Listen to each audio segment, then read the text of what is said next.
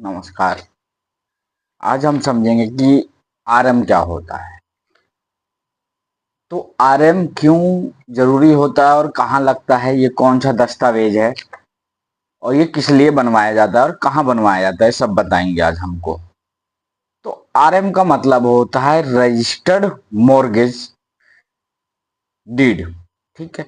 जब आप बैंक से कोई होम लोन या कोई प्रॉपर्टी लोन लेते हैं तो आप आपकी प्रॉपर्टी के कागजात अपने आप बैंक को स्वेच्छा से देते हैं या रखते हैं गिरवी। तो आरएम वह कानूनी दस्तावेज है या डीड है होता है जिसे सब रजिस्ट्रार यानी सरकारी रजिस्ट्री दफ्तर में जाकर बकायदा रजिस्टर कराया जाता है। तो इसमें क्यों जरूरी होता है और किस लिए जरूरी होता है ये बता दूं।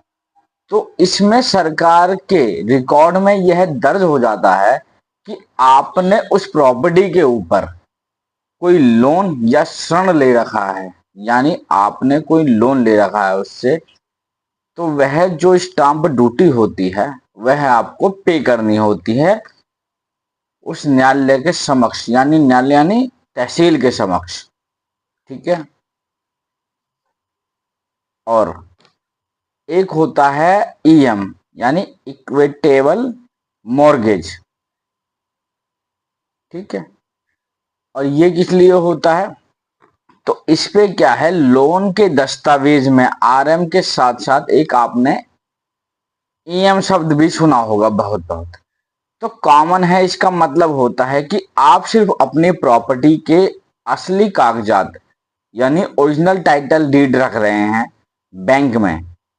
उसके अलावा आप एक संविदा करते हैं, उनकी संविदा के उस पे साइन कर देते हैं। साइन करके वो 0.1% से लेकर 0.1% से लेकर ओनली 1% तक वह आपसे चार्ज करती है। ठीक है। ये बैंक अपने पर्सनल बॉन्ड पे साइन करवाती है। ठीक है। इसके लिए सरकारी दफ्तर यानी सरकारी जो तहसील है वहां आपको जाने की आवश्यकता नहीं पड़ती है। कोई भी ऑफिस में जाने की आवश्यकता नहीं होती, कहीं भी जाने की आवश्यकता नहीं होती उसके अंदर पर।